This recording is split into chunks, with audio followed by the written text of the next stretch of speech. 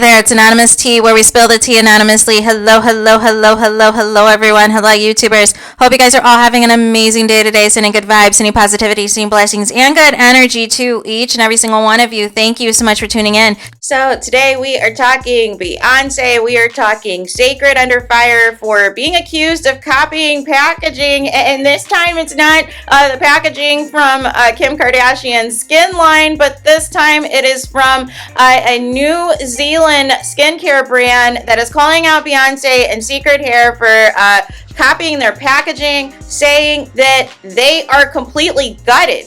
Beyoncé once again is facing theft accusations after a few TikTok users accused the singer of copying the packaging of a smaller skincare brand based in southwestern Pacific County, almost 10,000 of miles away, and using the same design for her recently lost CÉCRED hair care line, but maybe it was supposed to be a secret, and obviously it just, the cat's out the bag now. The package designer of the New Zealand company that is named TWYG has now voiced her frustration, feeling that Beyoncé appropriated her original design without acknowledging the effort her team investigated in creating it before she allegedly stole it. Thousands of people tuned into TikTok. Billy Sam is their name, as she aimed to draw attention to Bottlegate with several videos on her profile page. The social media influencer compared both brands' bottles and showed how similar they looked. They also noted that TWYG had been out for at least a year before Beyoncé's new line launched last month, saying in disgust, "I don't understand why celebrities think that because a brand they think that we don't know as something that they can use, that we are not going to find out." And I saw the Beehive, before the Beehive comes in here, who were trying to call this racism and trying to, lie about when actually the products debuted. And it's like they all have, the same talking points, but what they're saying actually factually is not true, right? Because here is the receipts, right? The receipts are that the Renaissance tour was announced in February of 2023. It started in May of 2023. The first time we saw a teaser for CÉCRED was in May 2023.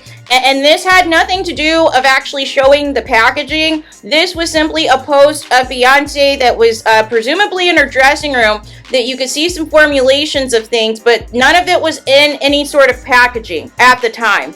As far as the New Zealand skincare brand, that came out in June of 2023, right?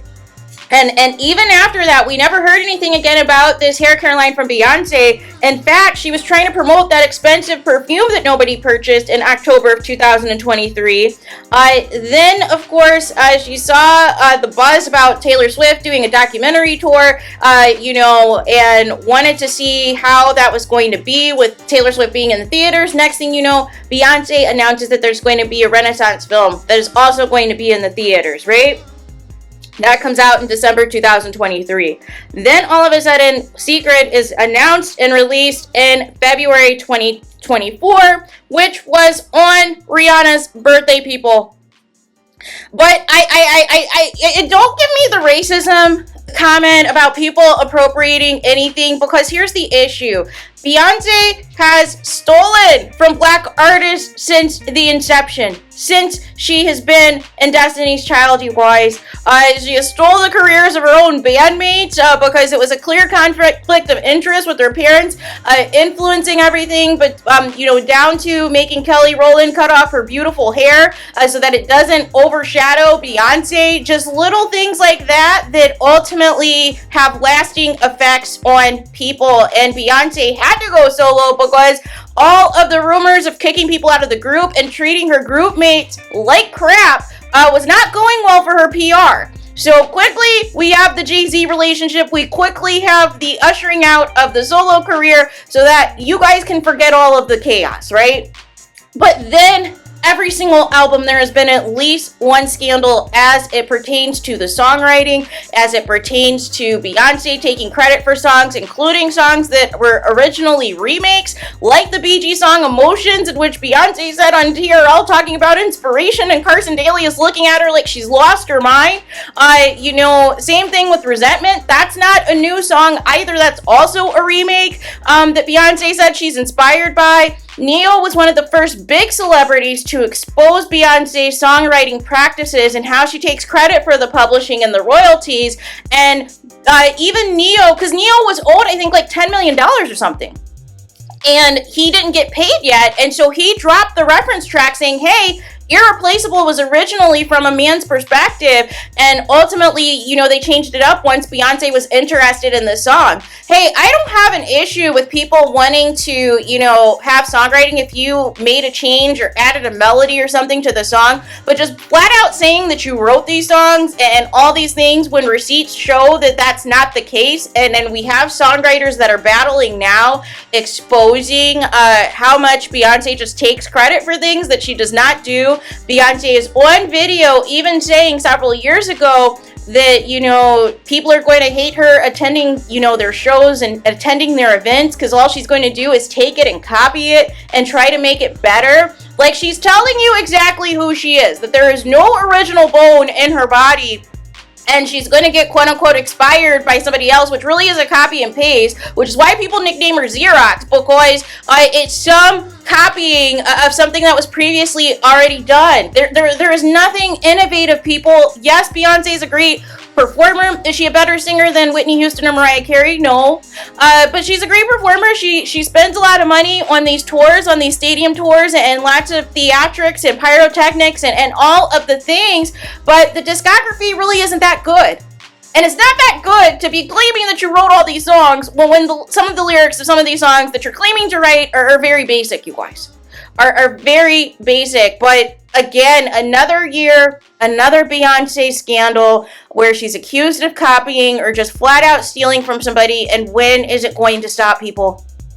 And I don't want to hear in the comments, sometimes, you know, brands, they use similar companies for packaging and blah, blah, blah. No. But again, this was always a money grab, like I told you. Beyonce's mom, Tina Knowles, should have came out with this hair care line from the start. She is the actual hairstylist. She is the actual one with the expertise. She is the one who actually owned the hair care salon. But she wanted to use her daughter because her daughter obviously is the A-lister in this situation. But how are we supposed to buy hair care products from somebody that we don't see their actual hair at all? And because there's been so many years where Beyonce has won, you know, wore wigs and lace fronts and pieces and all these things, how are we supposed to take seriously when you say, oh, this is our real hair, but we don't see your scalp? We don't see your scalp. And how are we supposed to purchase CÉCRED when again, you're not even using the products yourself? Say what you want about Rihanna and some of these other celebrities that are making a killing and other ventures outside of their primary, you know, claim to fame, whether it's music or acting or whatever, but Rihanna personally has involved herself in all of her businesses. She has involved herself down to the packaging, down to the naming of the products, and she actually demos using all of the products. Demos using everything for Fenty Beauty. Demos does fashion shows for Savage X Fenty, whether it's for sportswear, whether it is for lingerie. Rihanna is the biggest brand ambassador. She is the promo. She is the one that's saying, hey, if this looks good on me, it's going to look good on you, which is what you want from a celebrity. How am I supposed to buy your stuff and I never see you wearing it? But you want to, you know, spend all these videos. You want to have Tina Knowles washing Layla Rashawn's daughter's hair who has a sew-in, but it's supposed to be about natural hair and having natural long hair down to your behind, and it make sense. But this is the thing. This is not legendary status if every single year you were in some sort of a scandal and accused of cheating, accused of copying. That is not legendary status, and you ripped off most of these black artists along the way.